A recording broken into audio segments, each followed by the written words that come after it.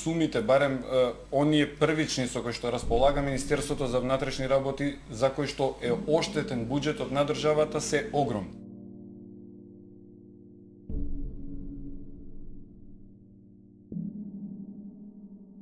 Благ е збора да се каже сива економија, значи црна економија. Шверц.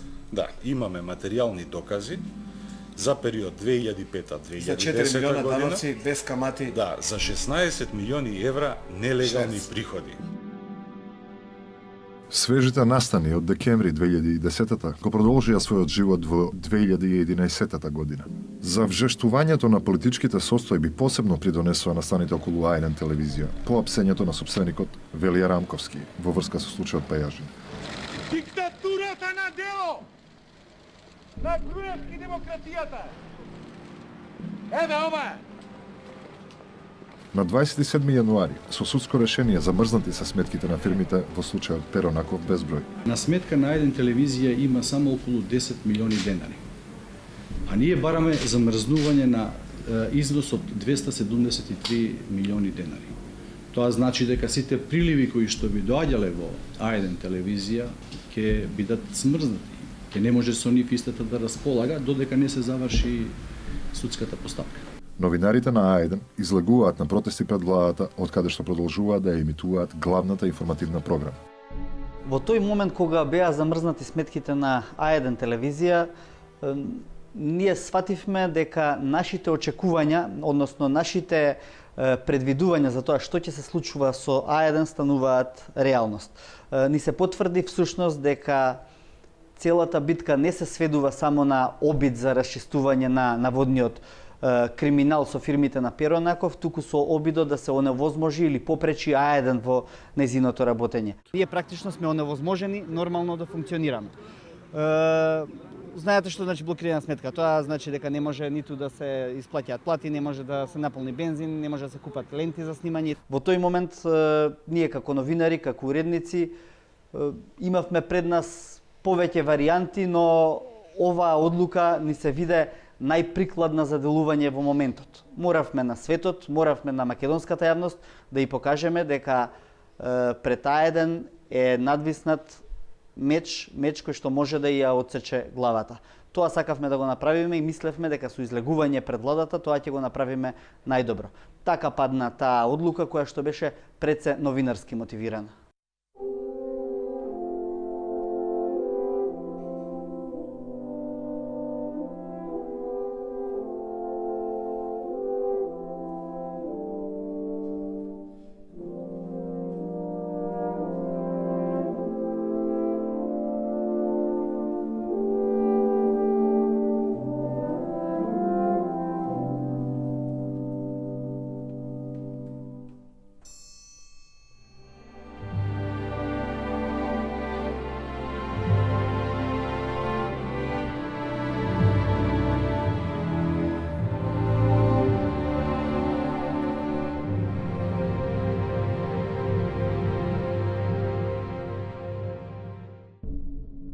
Оваа состојба беше идеална за создавање политички профит. Веќе наредниот ден, на 28 јануари, повеќето партии од опозицијата, предводени од СДСМ, го напуштаат парламентот. Социјалдемократскиот сојуз на Македонија од денес оди на другата, вистинската, бидете уверени, победничката страна на барикадата. Со народот и меѓу народот.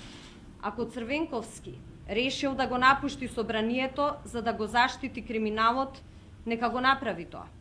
Знае дека со тоа напуштање ќе наштети на европската иднина на Македонија, ама тој реши да го стори тоа затоа што мисли само на себе и нема што да загуби. Нека му е со среќа. Во името на Социјалдемократскиот сојуз јавно изјавив дека ако Велија Ранковски го прекршил законот, треба да одговара. Народот разбира, Бранко, што правиш и за твојата одлука ќе ги сносиш последиците токму од народот. ЛДП остана единствена опозицијска партија во собранието. Официјалното образложение, пренесено од лидерот на СДСМ, Бранко Црвенковски, се сведе на обвинување до владата за недемократско владење и замолчување на опозицијските медиуми А1, Шпиц, Време и КХР.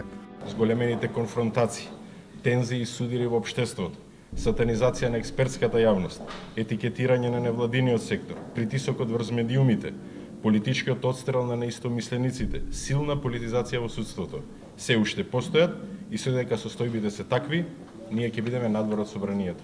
Црвенковски бара предвремени избори, но истовремено порача дека истите ќе ги бойкотира доколку позитивно не се реши случајот со А1 ТВ и доколку не се донесе изборен законик кој би го прифатила опозицијата. Значи, јас сметам дека Македонија се наоѓа во таква економска, социјална и политичка криза, што единствен демократски начин таа криза биде надмината се предвремени парламентарни избори. Меѓутоа, во исто време напоменувам, предвремени парламентарни избори кои ќе бидат демократски, фер и регуларни. Западните политичари и дипломати зазедоа заеднички став со кој беше осуден бојкотот, но истовремено се настојуваше на актуализирање на прашањето за слободите на медиумите. Председателот Ѓорѓе Иванов се обиде да ги смири страстите.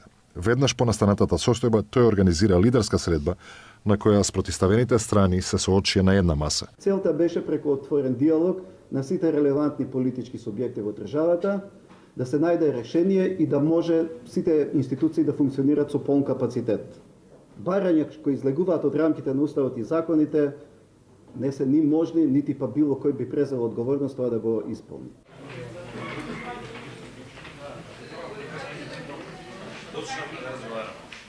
После неколкуте вакви средби, кои се сведоа на тактичко надмудрување помеѓу Ѓоргиевски и Црвенковски, беше јасно дека ова може да трае многу долго. Црвенковски упорно бараше да се одблокираат сметките на А1, додека пак Груевски упорно тврдеше дека тоа не е во негова надлежност. Имено едната страна е длабоко убедена дека владата, премиерот, па и собранието може и треба да му се меша на судот. Целиот процес на пресметка или откривање на криминалот, ако го има, во фирмите од Перо Наков тргна со политичка одлука на премиерот. Другата страна има друг концепт. Дека владата не треба да се меша во одлуките на судот и дека тоа е незаконски и неуставно и дека во лош правец се води државата. Токму затоа што тој ја донесе политичката одлука и се замеша во независноста на судството, сега е одговорен да се надмине целата ситуација. Тоа јасно им го соопштивме и уште еднаш повторивме дека тоа е предуслов за воопшто се разговара за другите прашања и евентуалното наше враќање во собранието. Бевме свесни дека во тоа време СДСМ блефира, затоа што сите истражувања на јавното мислење укажуваат дека кога би имало избори, тие би загубиле. Меѓутоа, ценевме дека ние мораме да останеме на таа позиција заради целите што ги имаме зацртано и заради реформите. Тоа ги охрабри нив. Почнаа да му кажуваат на членството дека ете тие се многу посилни, токму затоа ВМРО ДПМН не сака да оди на предвремени избори и така натаму. И тоа ние си велевме добро, нека се храбрат, битно е ние да ги тераме работите што ни се зацртани во програмата и она што го имаме ветено на граѓаните. Новинарите на А1 ја минуваа својата голгота пред владата во исчекување на одлука која ќе биде во нивна полза. Дали знаете што значи блокирање на сметка? Замрзнување на сметката? Дали знаете?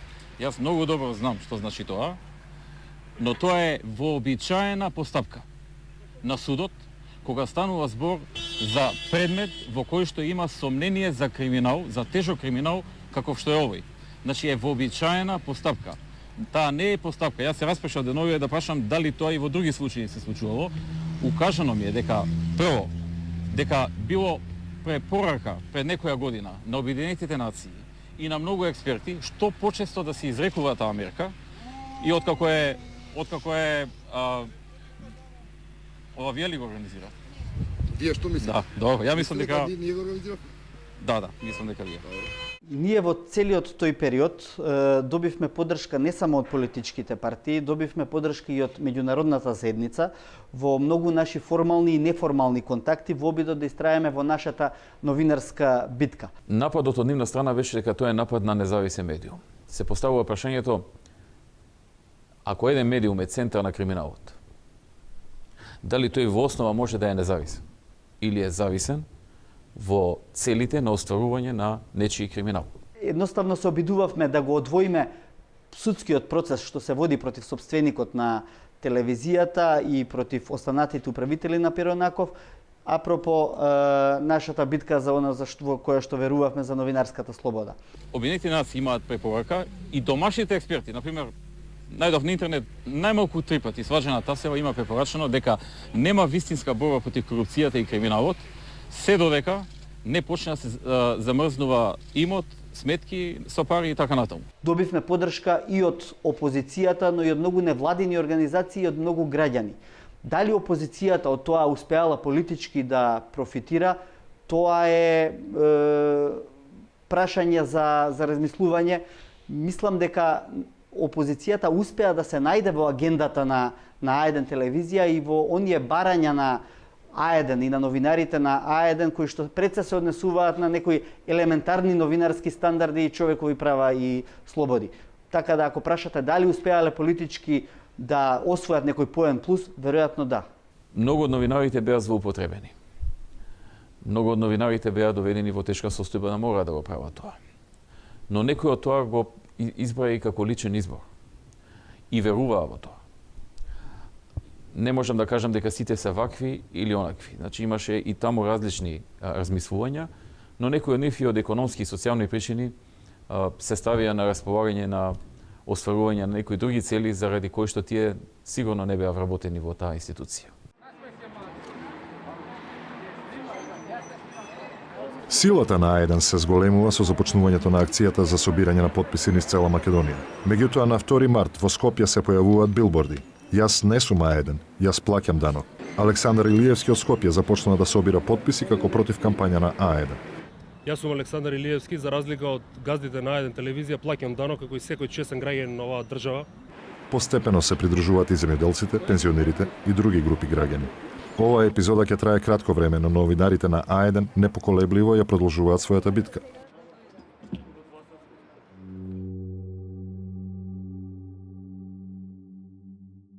Жестината на политичката реторика се пренесе на меѓуетнички план, откако на 11 февруари беше разрушен дел од музеот црква на Скопското Кале во изградба, од страна на активисти од албанската етничка заедница. Градбата замислена како музеј во кој ќе бидат сместени артефактите пронајдени на Скопското Кале, албанците ја сватија како провокација на меѓуетнички план. Убедени дека тоа не е музеј, туку црква, дојдоа ноќта на 11 февруари и почнаа да ја демолираат. Уште еднаш покажуваме дека тука сме и вечерва, и вчерај, и кога ќе треба, значи ќе бидеме тука за и нема да дозволиме било каква дискриминација.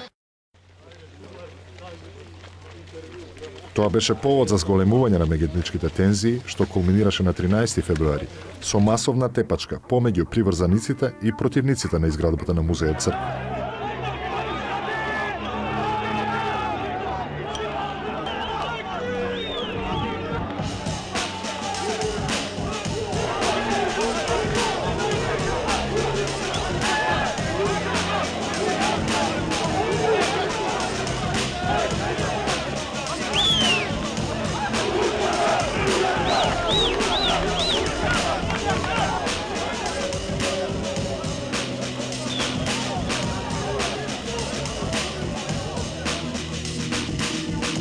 Најмалку 8 мина лица беа повредени, од кои 2 полицајци.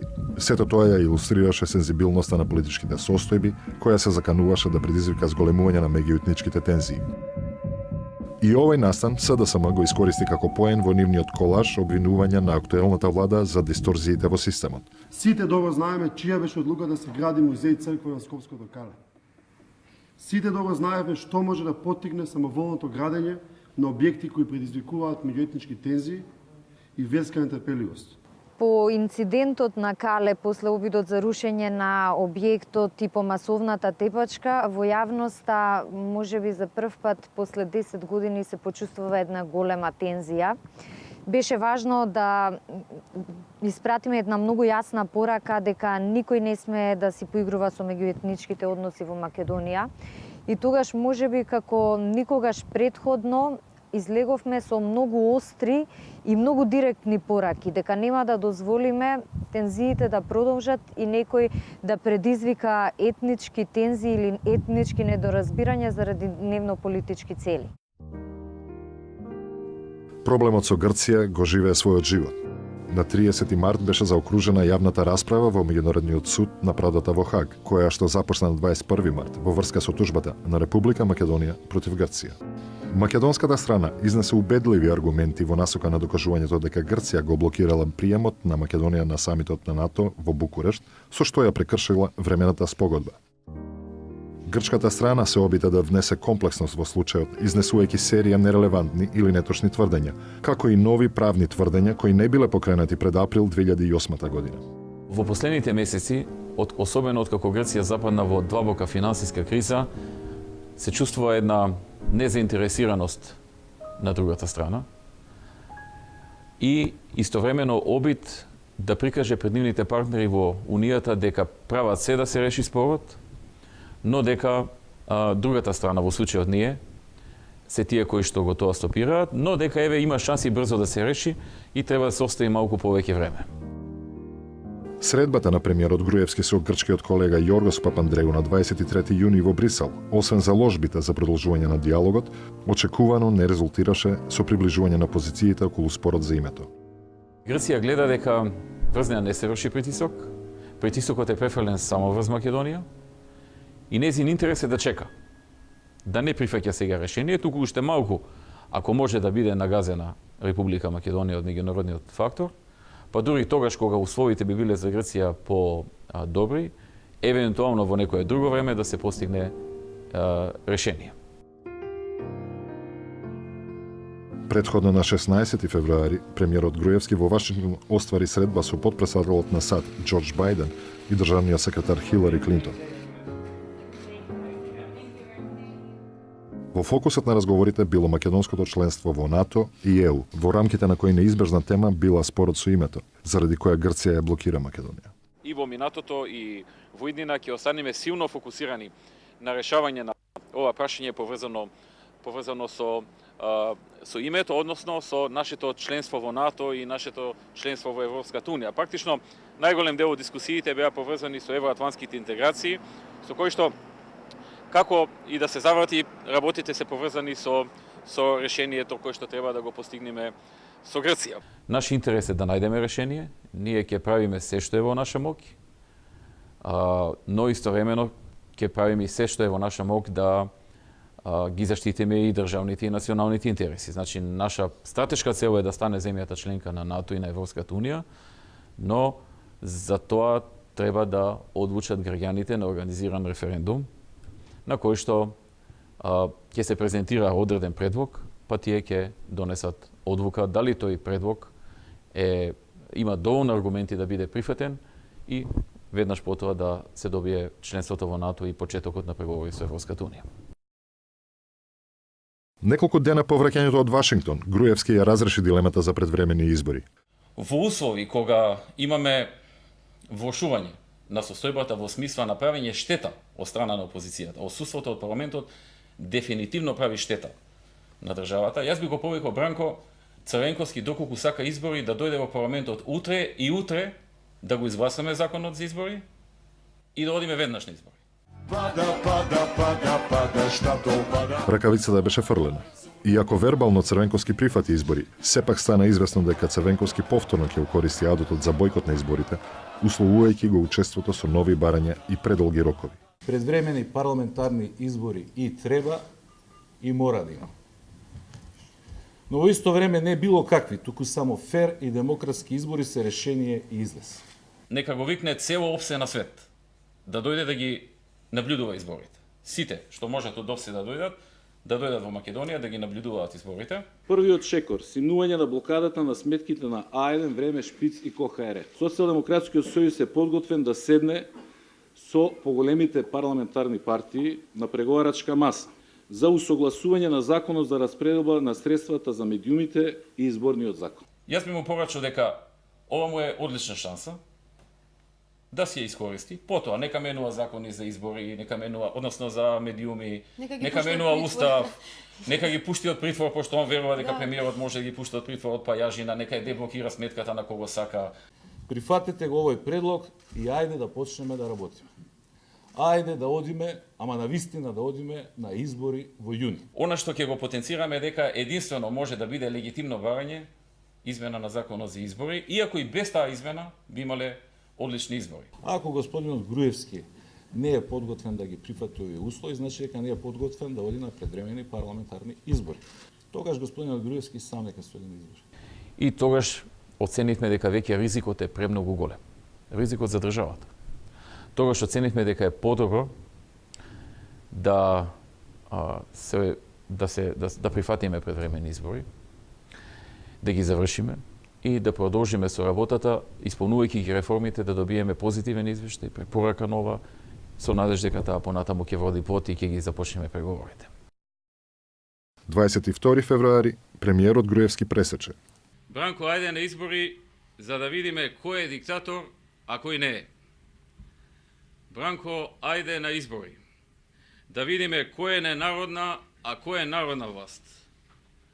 Бранко, ајде на избори за да видиме дали народот ќе гласа за транзицијска или за реформска Македонија. Груевски нагласи дека ги прифаќаат сите релевантни услови на Црвенковски, но не и оние кои што се во исклучива надлежност на судот, како што е одблокирањето на сметките на фирмите од случајот Пајажина.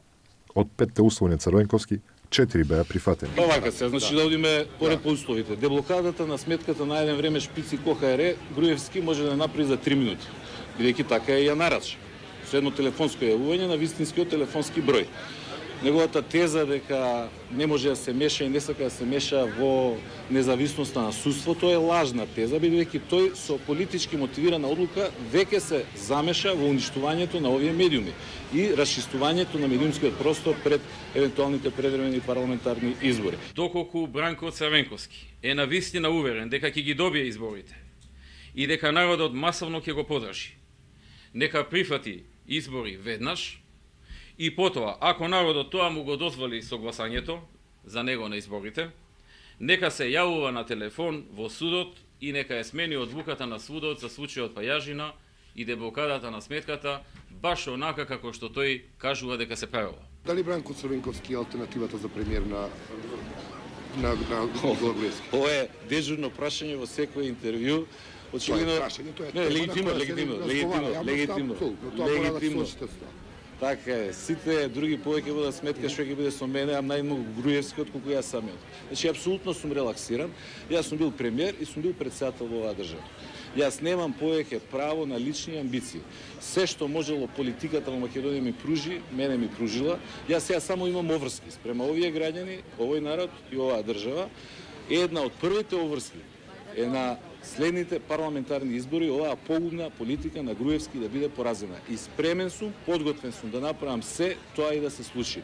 Доколку СДСМ не одговори позитивно на оваа понуда, ние ќе сметаме дека СДСМ прави се за да одбегне избори, но истовремено правики и штета на државата. Во еден недемократски режим, каде што власта владее со страф и заплашување, каде што луѓето се плашат на телефон еден со друг да разговарат, брат со брат, пријател со пријател, свикаат немој на телефон, ај кој ќе се видиме. Не очекувате луѓето на анкетарите да им кажат што на вистина мислат и за кого ќе гласаат. На крајот на криштата да ги забораваме анкетите, ако одиме на избори, имаме најголемата и најбитна анкета, тоа се изборите, луѓето ќе може да гласаат, ќе кажат за каква Македонија се залагаат и кому ќе ја дадат довербата да ја води таа држава. И благодарам што сте гости. Благодарам на вас.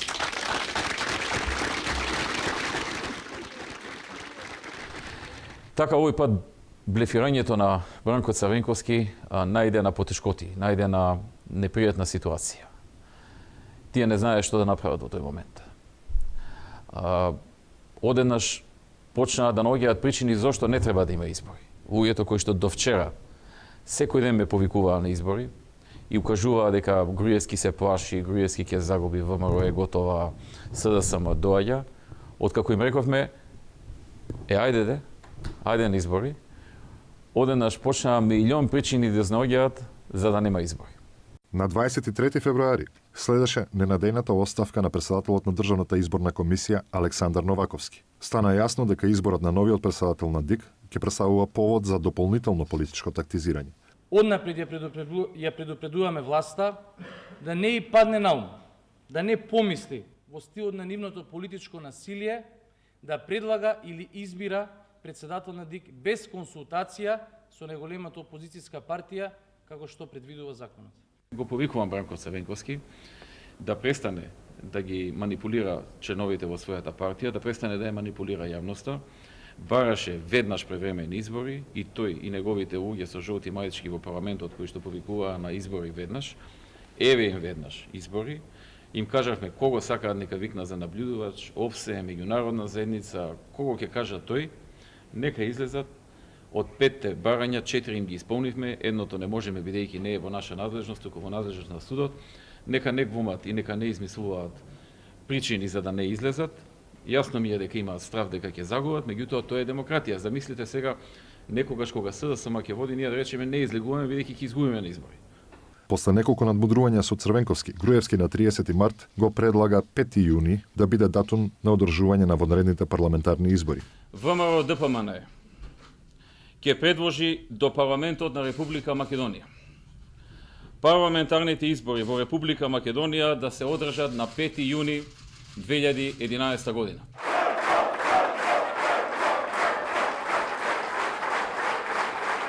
Социјалдемократскиот сојуз ќе учествува на престојните избори, одиме на избори. На крајот, господине Црвенковски, зошто беа потребни 4 месеци на ширење на гнев, омрза и деструкција, за ти после толку време да речеш пупу не важи?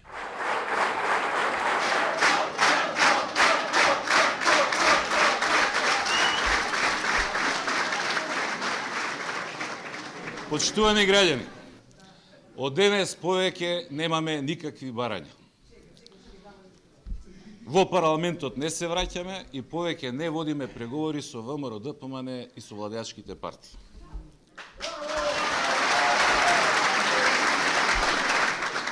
Господине Груевски, донесете каков сакате изборен закон. Направете каков сакате избирачки список. Потрошете колку сакате буџетски пари за себе рекламирање. Кажете го денот на избори, ние сме тука. Откако буквално ја измалтретира цела македонска јавност, откако барајќи внимание измалтретира и целата меѓународна заедница, откако и наштети на угледот на Република Македонија, откако го стави под ризик позитивниот извештај на Европската комисија и препораката за почнување на преговори за полноправно членство во Европската унија, откако се живо стави во ризик и откако и домашната и меѓународната јавност го осудија целосно, а неговите луѓе во партијата и неговите коалициски партнери почнаа сами да се подготвуваат за настап на избори, откако виде дека останува потполно сам, замислете, тој донесе ваква одлука. Вие со вашиот закон, со вашиот избирачки список, со вашите медиуми, со вашите 220 милиони евра за купување гласови на едната страна, ние со народот на другата страна.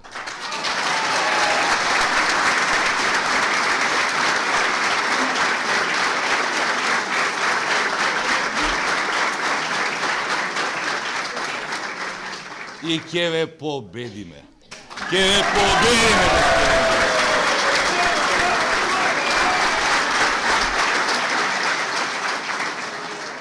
Почитувани граѓани, не чека тешка битка и значајна одлука. Одлука од која ќе зависи и днината на нашата земја, на сите нас, на секој наш граѓанин, на секој наше семејство. Заедно со вас ќе одиме до крај. Заедно со вас одиме на избори. Заедно со вас одиме до победа!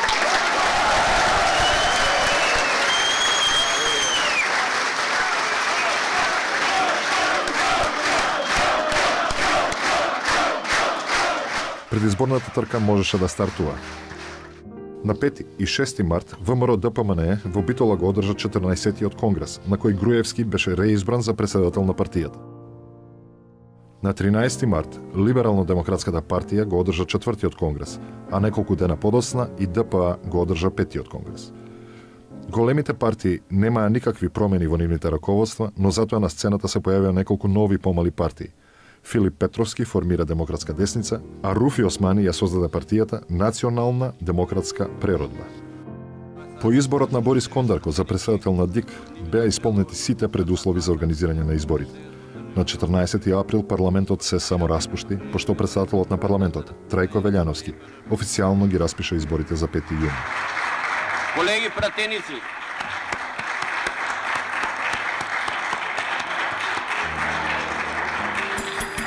Колеги пратеници, ми беше задоволство да се работувам со вас, со сите вас, присутни одека и со оние кои не се присутни тука. На сите вас ви посакувам среќа и успех во животот. Освен борбата против СДСМ, ВМРО ДПМН беше соочена со партиите од десницата, кои што својот успех го гледа единствено преку критиката на Груевски. Љубе Бошковски како лидер на Обединете за Македонија, Љупчо Георгиевски преку ВМРО НП, како и новоформираната партија Достоинство, не штедеа зборови за дискредитација на Груевски.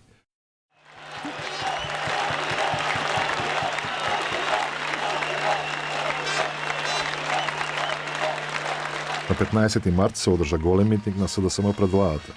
Кандидат за мандатор на СДСМ беше Радмила Шекеринска. Во јуни една река потече по Илинденска. Река народ, кој тогаш знаеше дека нема враќање. Во јуни реката помина овде. Во декември реките се излеа по сите скопски улици.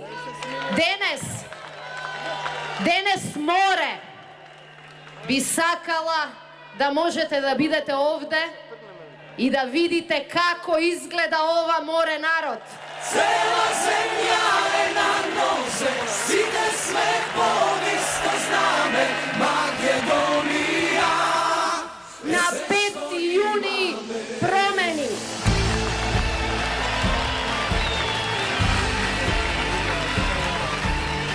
Меѓу нас се сите загрижени луѓе. 650.000 луѓе во Македонија се сиромашни. 330.000 луѓе се невработени. Ама, почитувани пријатели, денес сме овде да кажеме дека меѓу нас се и решенијата за вистинските проблеми во оваа држава.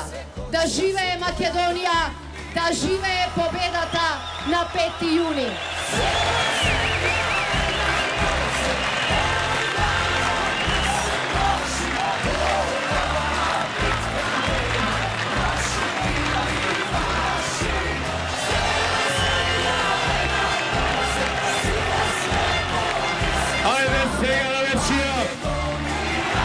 Уште посилно, уште појако, нека грми, нека ечи Скопје, нека слуша Македонија,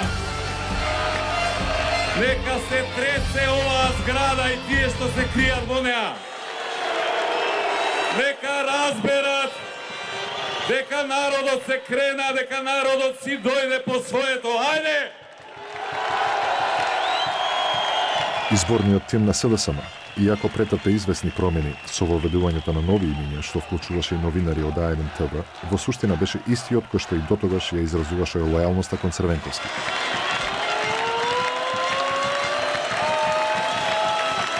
Последниот обид на Црвенковски да заработи уште некој политички кредит беше јавното повикување на Груевски на дуел, кој Груевски ладно го игнорираше.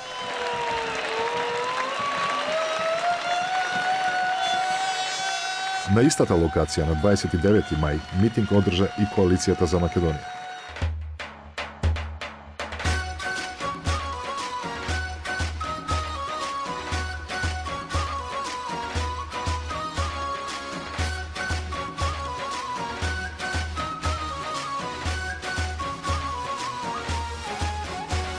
Почитувани, гледајќи во вака огромен број како не има насекаде, со толку голема енергија, со толку голема доверба и поддршка што ни ја давате, уште денес е јасно, на 5 јуни ВМРО ДПМН ќе слави уште една голема победа во Република Македонија.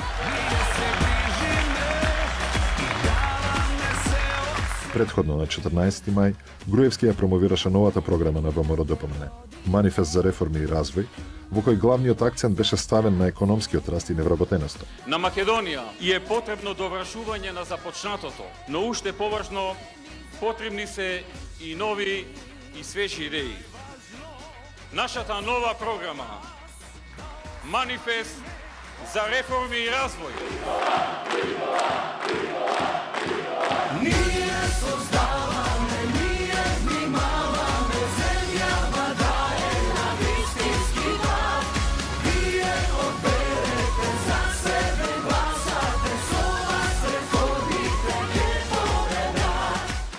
пријатели, ако Бранко и неговите марионети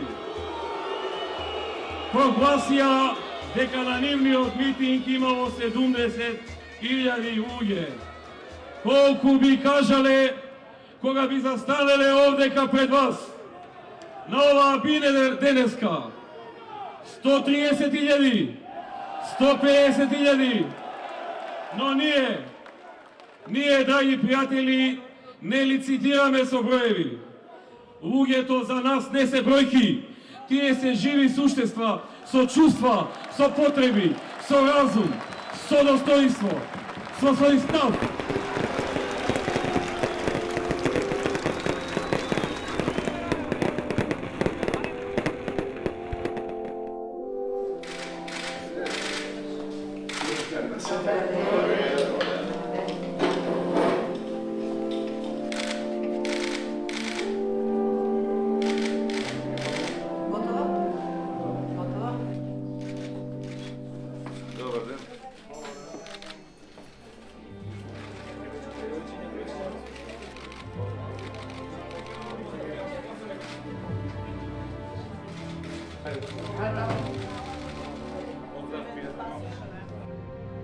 Предизборната кампања очекувано беше преследена со меѓусебни обвинувања и мерења бројки. Со наближувањето на финишот, кампањата добиваше на жестина, но тоа не продуцираше посериозни инциденти. Единствено Радмила Шекеринска во самиот финиш на кампањата, јавувајќи се во АНТВ, се пожали дека возилото во кое се наоѓало било нападнато со пластични шишиња. Изборите на 5 јуни поминаа во мирна, демократска и фер атмосфера. Македонија покажа демократска зрелост и капацитет за организирање европски избори. Очекувано победа на изборите прогласија коалицијата предводена од ВМРО, ДПМН и ДУИ. Вкупно гласале 1.156.085 граѓани. Тоа представува вкупен одзив за цела Република Македонија од 63,48%. ВМРО ДПМН е добила 53 пратеници, СДСМ 42 пратеници, ДУИ 15, ДП 8 и НДП 2 пратеници. Тројцата пратеници на диаспората припаѓаат на ВМРО ДПМН.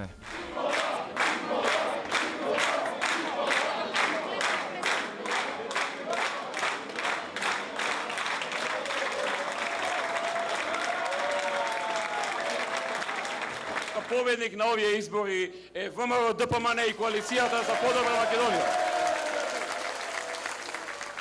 И се обраќам на функционерите, министрите, директорите, другите државни функционери. Вечерва ќе прославиме од утре сите на работа. Народот е секогаш во право, дури и кога греши. Ја користам оваа прилика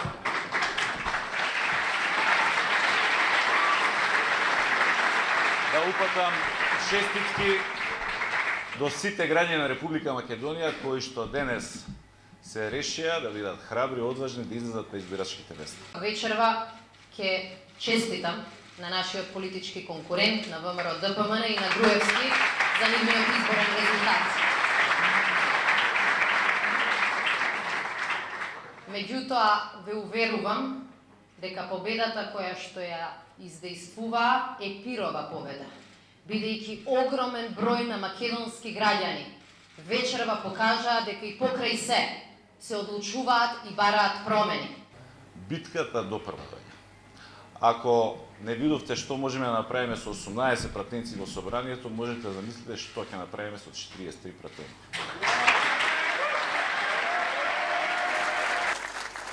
Сакам да се заблагодарам и на македонскиот народ, со кој поминавме тешки премрежија во минатите години и не очекуваат големи предизвици, но заедно сите, и со другите етнички заедници, и со сите граѓани, сигурен сум дека ќе успееме Македонија да биде држава со која ќе се гордееме. Пресватот почна.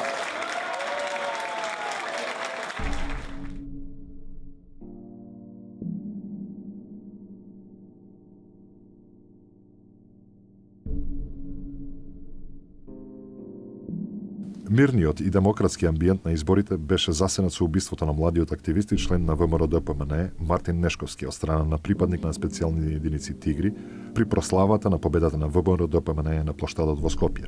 Мартин беше голем човек и сакаше сите.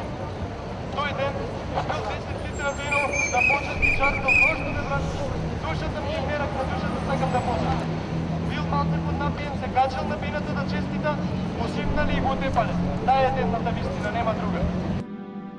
Се појавија повеќе контраверзии во врска со објавувањето на веста во медиумите. МВР во првите моменти негираше дека имаат информации за таков настан, за да потоа се откријат работите. Чинот на убиството на Нешковски предизвика серија протести ширум земјата.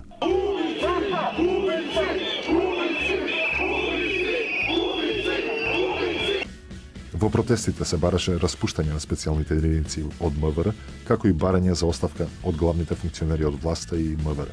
Овој протест почна прво со братот на Мартин, па со неговите пријатели, па со тие што седнаа во понеделникот на Рекорд највечер, па вчера со ние што бевме, сошедавме цело Скопје. Ова не е поддржано од ни една политичка партија колку што јас знам. Денес бараме точно лоцирање на одговорноста од страна на премиерот. Повторувам, премиерот да ја лоцира персоналната одговорност за овој трагичен настан и тоа да го соопшти на јавност. СДСМ да не злоупотребува смртта на Мартин Нешковски и да не ги злоупотребува протестите во функција на својата партиска агенда, во обид да предизвика дестабилизација и да добие некој ситен политички поен. Гордан Ѓоргиев, Калинка Габер, Гюнер Исмел, Перо Арсовски, Љубомир Фрчовски, Давид Давидковски, кои останатите перијаци на СДСМ се непожелни за присуство на протестите. Како социјалдемократска младина организирано не учествуваме, но меѓутоа секој член на социјалдемократската младина кој што ги споделува своите идеи, мисли и ставовите на припадниците на Facebook групите кои што се против полициската бруталност, им е дозволено да учествуваат на овој протест. Меѓу сите нас заедничко е тоа дека сме против сите партии кои до сега не успеа да ги зауздаат полициските сили. Не треба партии да се споменува. Ова е чисто случај на полициска бруталност.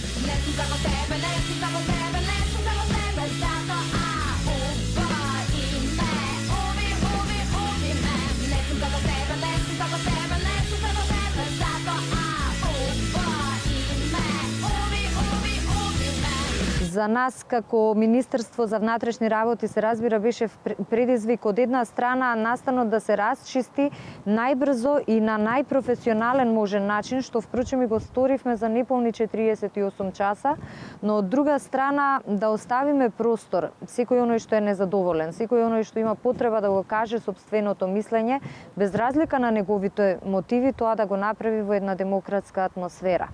Понатаму со недели се организираа протести, иако во голема мера протестите беа насочени токму против полицијата, токму ние како Министерство за внатрешни работи бевме оној фактор кој овозможи протестите да поминат во најдобра можна атмосфера во смисла на јавниот ред и мир. На протестите се придружија и симпатизерите на Љубе Бошковски, кој на 6 јуни беше уапсен под сомнение за криминал за време на изборната кампања.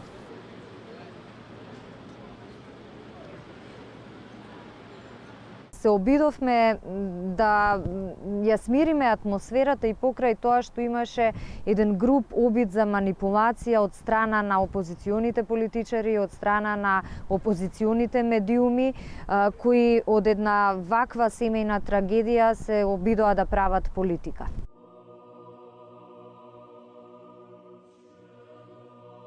Днеска на првиот ден по изборот на новата влада се помоли за добровит на Македонија, за поголема благосостојба на граѓаните, подобра економија, подобри услови за живот, за повеќе здравје на сите нас, повеќе сила и мудрост за надминување на предизвиците, повеќе разум и почит помеѓу нас и носење на добри одлуки, исправни одлуки, бидејќи успехот секогаш се должи на добро донесени одлуки. Се надевам дека во овој мандат со Божја помош, со многу работа, со многу труд, со многу посветеност и одговорност, дека ќе ги постигнеме целите кои што треба земјата да однесат на едно повисоко скалило, граѓаните да го почувствуваат тоа, што е всушност и наша цел. По дводневна остра расправа на 29 јули со 70 гласа за, 47 против и без воздржани беше избрана новата влада на Република Македонија. Да се надминеме себе си во интерес на Македонија. Не очекуваме секогаш подршка на нашите политички ставови. Но знаеме дека нема македонски граѓанин кој ќе биде против политиките кои водат кон реформирање на општеството и кон интеграцијата на Република Македонија во НАТО и Европската Унија. Само сплотени, без разлика на нација, вера и партија, ќе бидеме посилни. Владеачката гарнитура не се промени, а проблемите околу А1 продолжуваат.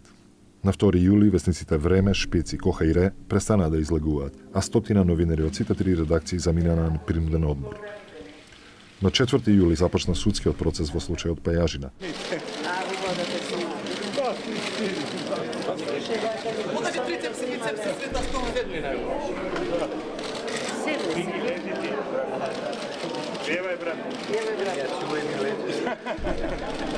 А 3 недели подоцна, со одлуката на Агенцијата за електронски комуникации, А1 телевизија престанува со работа. Новинарите од А1 останаа без медиумот кој жестоко го бранеа. Епилогот за А1 телевизија ја отсликува реалноста на она што ние го зборувавме и го правевме во изминатите 8 месеци пред тоа затворање. Доколку се постоеше желба или постоеше малку повеќе визија за иднината на демократијата во Македонија, власта немаше да се обидува да ја затвори А1, власта ќе се обидуваше да ја задржи А1 жива. Без разлика на тоа како ќе се одвиваше или како се одвива судскиот процес во така наречен Пајажина. А1 можеше да продолжи да работи, доколку се имаше волја за тоа, но очигледно се немаше волја за тоа. Идејата беше А1 да замолкне, А1 замолкна, многу граѓани и денеска ја бараат по Делечинскиот управувач, меѓутоа нема да ја најдат. Ние, тимот што работеше таму, ќе се обидеме да останеме заедно, бидејќи една телевизија се прави со создавање на силна сплотеност, добар професионален тим кој што ќе биде блиску до граѓаните.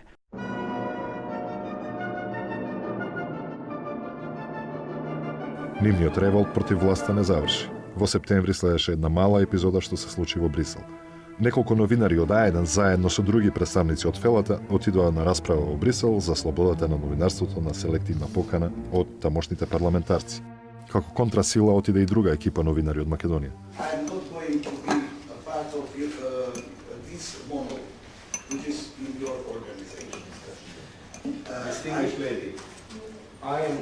I'm heading this event, and I will give the floor to everybody who will ask for the floor. But first, give me the right. You will get the right, as I will give you the right. Ние решивме, бидејќи е таква ситуацијата и такво сценарио, да го растуриме така што ќе направиме скандал. Со оглед дека ова панел дискусија беше демонстрација на едноумие, на евроболшевизам. I'm sorry, but this is not liberal democrats. Thank you. Well, thank you. It's not fair because you have representatives of A1 television, which was closed because they made tax evasion in Macedonia because their boss made media cross ownership. Трибината беше наменета да еден репрезентативен број од македонски предавници, едно 5, да едноставно кажат се најлошо за нашата држава и да имаме лош делот за медиумите да биде лош извештај.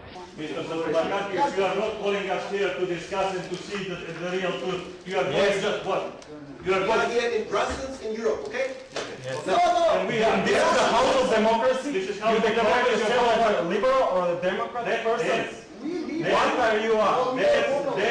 That is the proof what you are, and all of your team there. The enemies or traitors of the Macedonian. Јорго Шацимаркакис, европарламентарецот, големиот демократ, ја покажа својата лична некултура и свое домашно невоспитување, кога најпрво мене и колешката Мирка, која што е постара госпеја, се разбереме, грубо не оттурна на вратата. Намерата на собраните да се прикаже Македонија во црно светло не успеа. Напротив, црната дамка остана на неколку европарламентарци. You shown your liberal democratic face. Thank you, Mr. Chachimarkakis. Malakas, thank you. This is Yorgo Chachimarkakis. Thank you.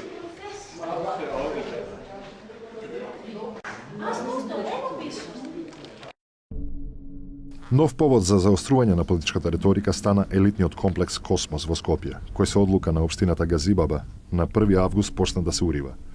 Собственикот на комплексот Фијат Цановски оцени дека овој чин представува политички реваншизам од владата. Во истиот тон беше прокоментирана и одлуката на Комисијата за лустрација од 4 август, со која се констатираше дека професорот на ФДУ и директорот на Сорос фундацијата Владимир Милчин бил соработник на тајните служби. И покрај сите овие превирања на политичката сцена, сепак оваа година беше замислена како година на културни настани и облежување на јубилеи. Оваа година се одбележуваат 10 години од Охридскиот рамковен договор. Иако ниту еден од подписниците на рамковниот договор не присуствуваше на прославата, Охридскиот рамковен договор беше посочен како решение на 21. век за решавање на меѓуетничките проблеми и гледањето во иднината. На 8 февруари во Утрехт, Холандија, свечено е отворена изложбата Ненадмината убавина, икони од Македонија. Изложбата која што беше организирана и која што неколку години се подготвуваше за да се отвори во 2011 година е изложба од најврвно значење за нашата држава. Зошто ова го говорам? Пред се затоа што за прв пат ќе кажам Република Македонија изнесе голем фонд на културно наследство, значи голем број на икони.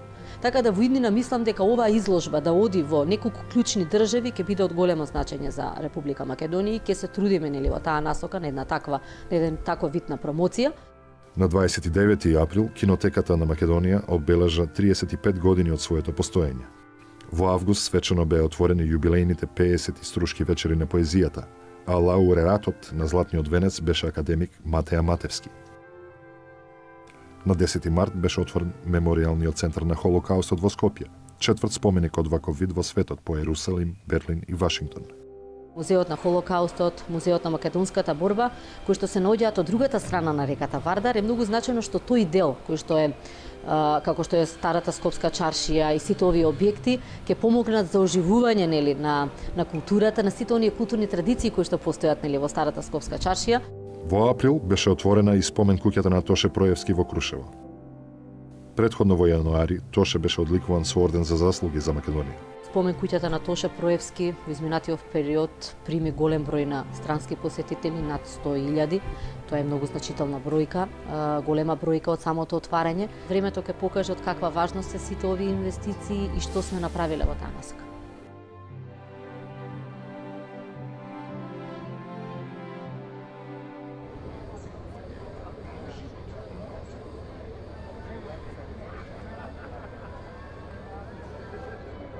Најпосле го дочекавме принцот и неговиот коњ. Александар Македонски наш. Не е некој друг. Јас специјално дојдов од Австралија тука за да го видам поставувањето на Александар Македонски.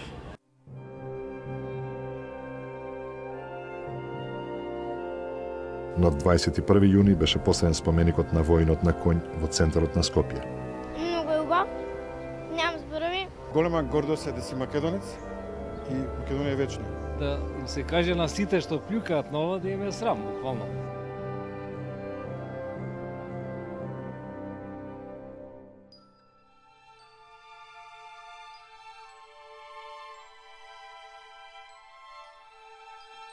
Чинот беше проследен со еуфорични реакции и силни емоции на спонтано насобраните граѓани. Македонците почнаа масовно да ги подигаат главите. Поставувањето на грандиозниот споменик Воин на коњ предизвика голем одзив во странските медиуми, но и остри реакции од соседна Грција.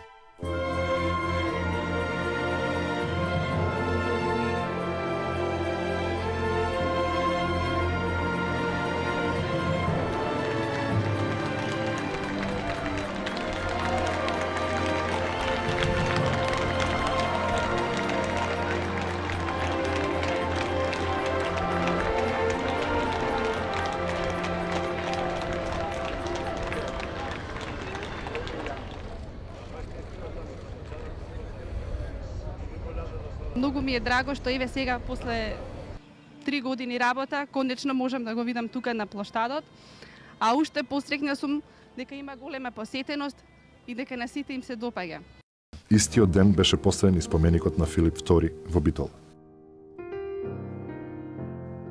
Следејќи ги успесите во културата и спортот, економијата добива замав.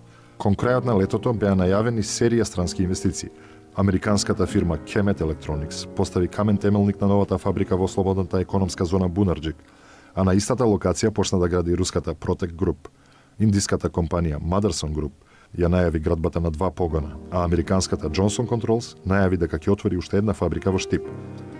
Малтешко-британската 6PM го промовираше влезот во информатичките технологии, додека македонско-холандската Stilcon во секторот за преработка на арматурно железо. Средината на 2011 година и негде и би рекол и третиот квартал се карактеризира и по тоа што веќе дефинитивно видовме дека во првите 6 месеци од оваа година Македонија излезе од проблемите со кои што се соочуваше заради светската рецесија и заради светската економска криза. Имено во првите 6 месеци Македонија оствари раст на економијата од 5,3%, кој што е втор највисок раст во историјата на Македонија од независноста до денес. Признанијата за напредокот беа неизбежни. Третото место за најподобрена економија во светот и припадна на Македонија. Ова го оцени Светската банка во нејзиниот извештај Doing Business 2012-та. Ова е уште еден мотив плюс реформите да продолжат кон остварување на целите. Едно нешто што не излезе по предвиденото е планираниот попис, прекинат неколку дена по започнувањето поради нерегуларности во процедурата. Оваа година ќе остане обележана и со други настани. На 4 април почина Доста Димовска, која што со својот политички ангажман даде бележлив придонес во процесот на независноста на Република Македонија. На 6 мај беше отворен нов граничен премин меѓу Србија и Македонија, а во Скопје е пуштена жичара до врвот на Водно.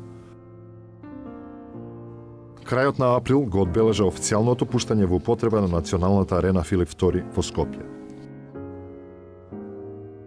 На 6 септември беше отворен реконструираниот и модернизиран аеродром Александар Велики во Скопје.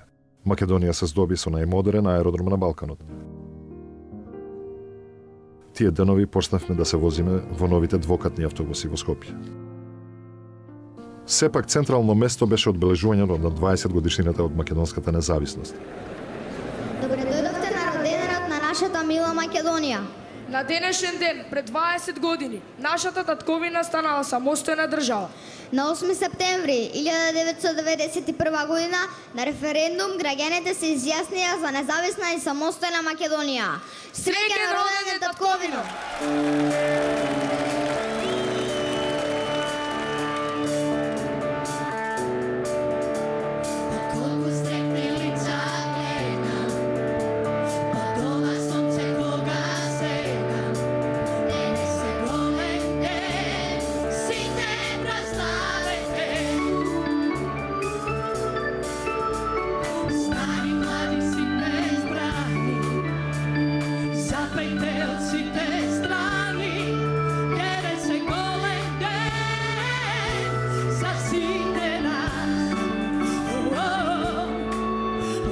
Величанственоста на централната порослава на 8 септември во Скопје, која ја следеа огромен број на граѓани, најголем во периодот на независноста, ја потврди општата желба за национално обединување.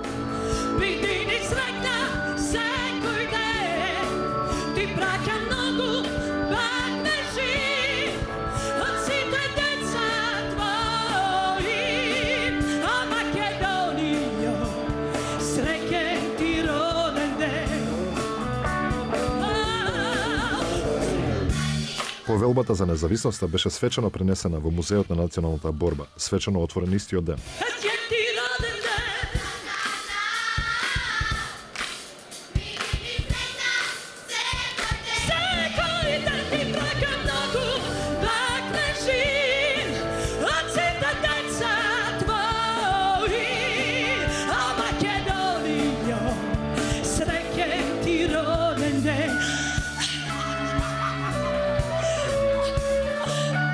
На Македонија се случи првпат достоинствено прославување на независноста.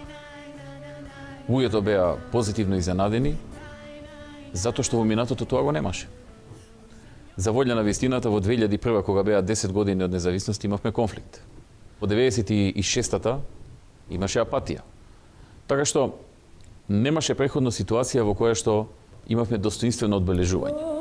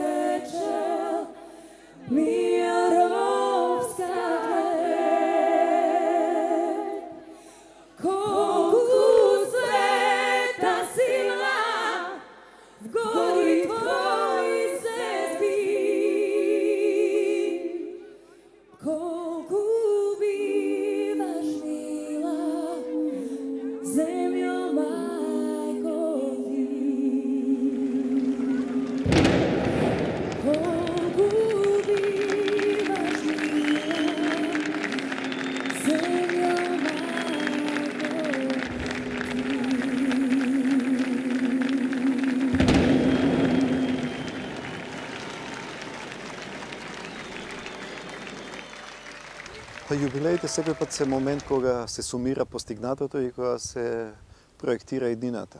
Така да на 8 септември имавме можност да видиме што постигнала Македонија, да го видиме тоа преку таа една извонредна манифестација, почнувајќи од Свечената академија, пуштањето на музеот на македонската борба, преку настаните што беа на плоштад, спомениците.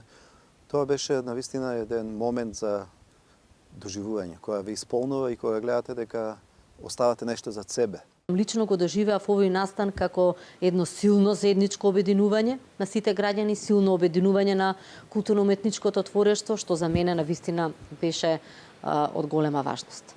Почитувани граѓани, во овие 20 години создадовме независна и демократска држава.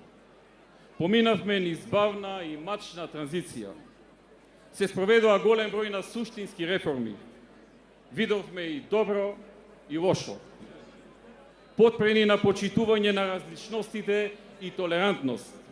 Дадовме пример на многу европски земји дека различните култури можат заедно.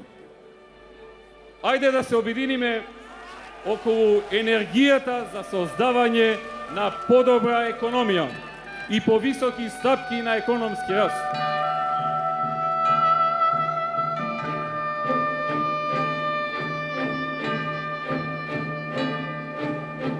Од ова не отстапуваме и бараме подршка од сите. Нема промена на уставот со цел промена на уставното име, а тоа е Република Македонија.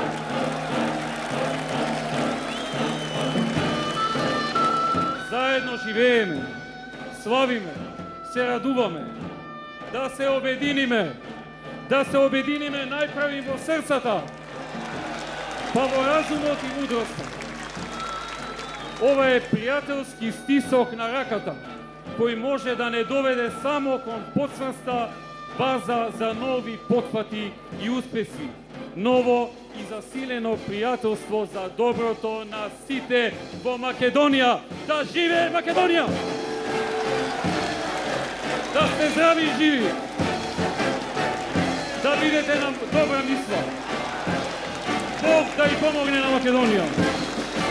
Среќен роден ден татковино. Среќен роден ден Македонијо. А како сакал што велат старите и Господ даде да почувствуваме една голема радост во тие денови кога нашите кошаркари на Европското првенство кошарка постигна извонредни резултати. Истовремено тоа коинцидираше и со успехот на македонската кошаркарска репрезентација во Литванија, која што многумина ги изненади и која што покажа дека можеме да победуваме и можеме да успеваме. Ја во мојот живот таква радост немам доживеано. Толку насмеани лица и толку радост на едно место собрано, не знам дали сме имале во нашата историја.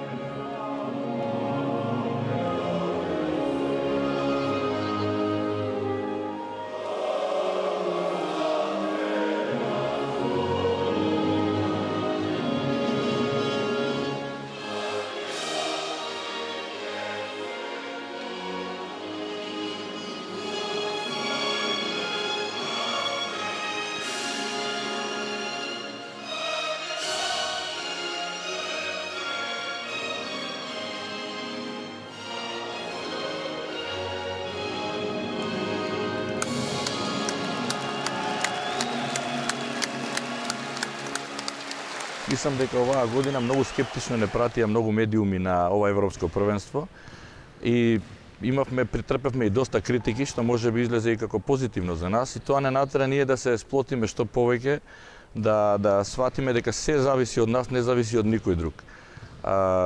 Друга работа која што е многу важна, јас исто така претрпев некои критики околу составот. Многу добро знам дека има играчи кои што се можеби поквалитетни од некои што беа во составот, меѓутоа јас тргнав од тоа дека за Македонија може да игра секој оној што го ја сака државата, што ќе игра со љубов и што ќе го остави срцето на теренот и што ќе биде дел од таа фамилија. Значи, за мене прво беше важен карактерот, а потоа беше важно и сигурно и квалитетот.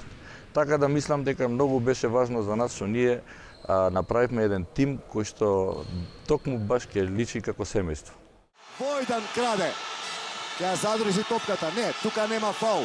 Може би на друг надпревар за 3 тројка! Тројка! Тројка! Тројка! 11 запирка 3 секунди. 4 промашувања имаше во низа Владо Илиевски. Негова втора тројка. 11 поени за Илиевски. Тајм-аут за литванците. На 14 септември Македонија игра со домаќинот Литванија во мечот кој одлучува за патот кон медалите. Владко Илиевски за полуфинале на Македонија! Полуфинале на Македонија! Полуфинале на Македонија! Нашата разност е неизмерна, нормална и вашата имаат право да се радуваат. Меѓу 4 најдобри европски селекции се македонските кошаркари. Владко Илиевски, човекот за полуфинале. Сега Владко, што направивме? Што направивме? Најнапред нека. Што направивме? Што направивме? Што направивме? Полат преварите. Сега мигравме по сите триумфи. Македонија! Така е, Владко, имаш право за такво нешто. Радувај се, Македонија! Така е, Владко Илиевски. Што е ова, луѓе? Атич. Не сум имал во кариерата во свој трофеј вакви емоции, ваква победа, толку да ми е драга, посветуваме на цела наша држава. Сите бевме отпишани од почетокот, им докажавме, затворивме многу усти. Вечерот 14.000 луѓе останаа неми од тука. Ја поздравувам цела Македонија. Ве сакаме да знаете, ќе се бориме од све срце за сите вас. Поздрав до сите, бидете уз нас, кој што шоуто продолжува. Поздрав до сите.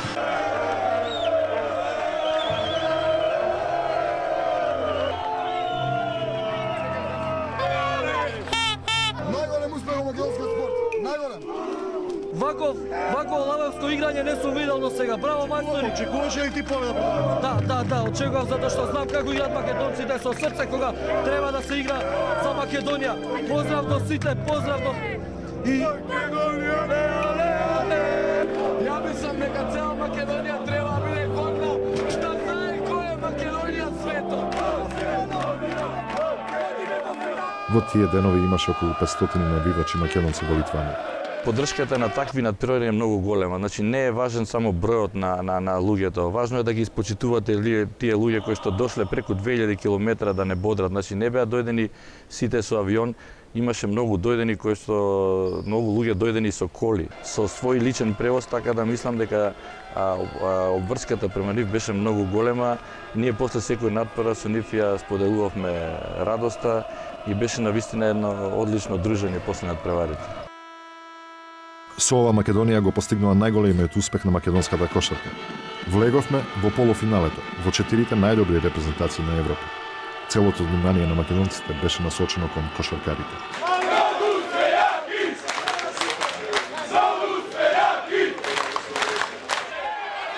Обединети по кафеани, плоштади и домови, сите навивавме заедно.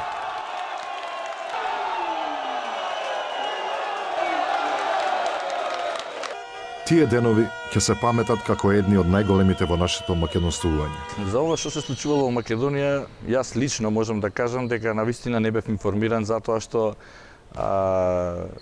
додека траеше европското првенство, не отворив ни еден интернет да прочитам ништо што се случува тука, затоа што сакав да бидам концентриран, затоа што знаев дека ќе бидеме деконцентрирани доколку пратиме се она што се случува тука.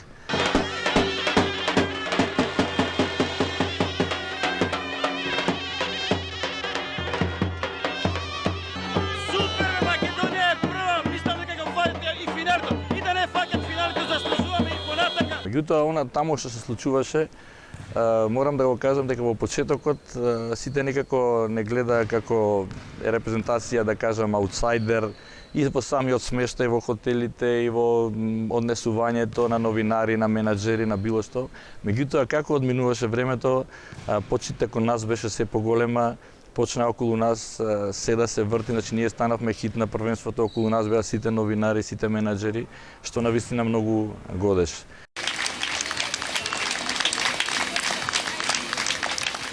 На 19 септември кошаркарите се вратија дома. Целиот македонски народ повторно се обедини.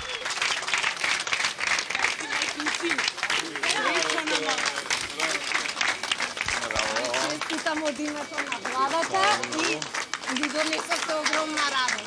Ова беше нешто што го обедини целиот народ. Значи, ние без разлика на партиска политичка припадност, разликите кои ги имаме во секојдневниот живот, во овој момент како еден од ретките сите бевме обединети зад радоста и среќата која ја предизвика нашата кошаркарска репрезентација.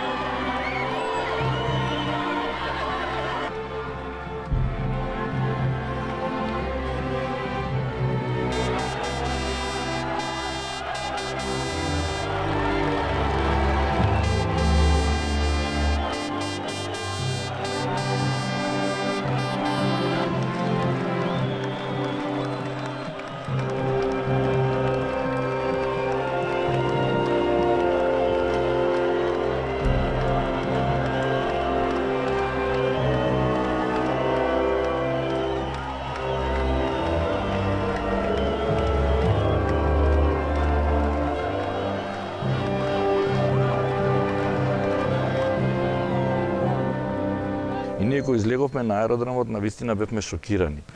Значи, она што ми се случи лично за мене, можам да кажам, а верувам и на играчите, е нешто што никогаш нема да го заборавам во својот живот. И мислам дека му посакувам на секој еден човек да го доживее она што го доживеавме ние. Значи, нешто фантастично, нешто што те прави полн, те прави горд и тоа е, мислам, најголемото богатство на еден човек.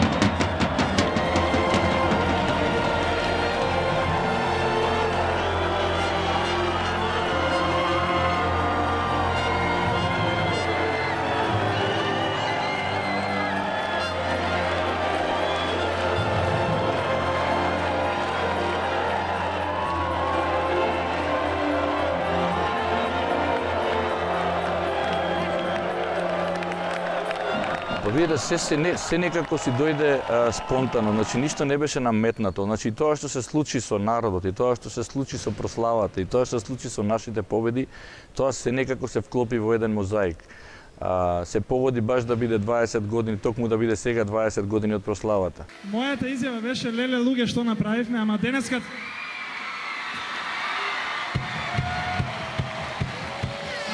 морам да кажам леле луѓе што направивте за нас.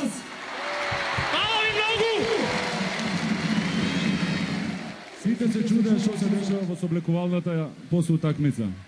Да го поканам нашиот диригент да не предводи до попетот. 3, 4. Излези момче! Ни поздравија го целата раса, крете над се високо горе, наше ке биде и само запоре.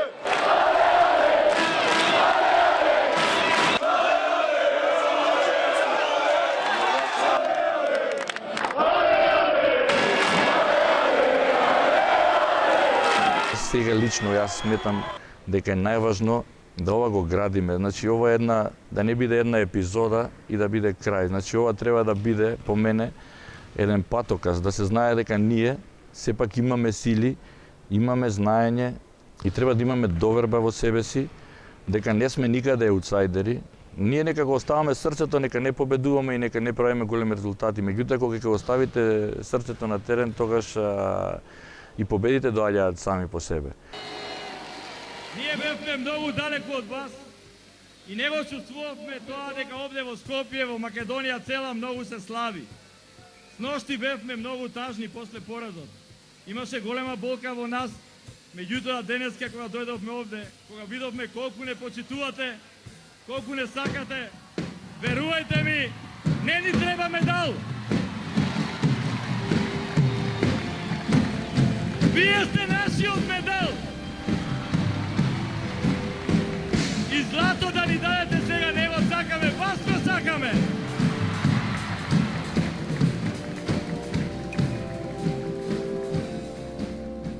Она што го доживеавме ние тамо, колку почнаа да не ценат во Европа, мислам дека беше навистина горд да си македонец. Значи, можам да кажам дури привилегија во Литванија и затоа да си ја сакаме нашата држава, затоа што колку повеќе ја сакаме, толку повеќе ќе не ценат.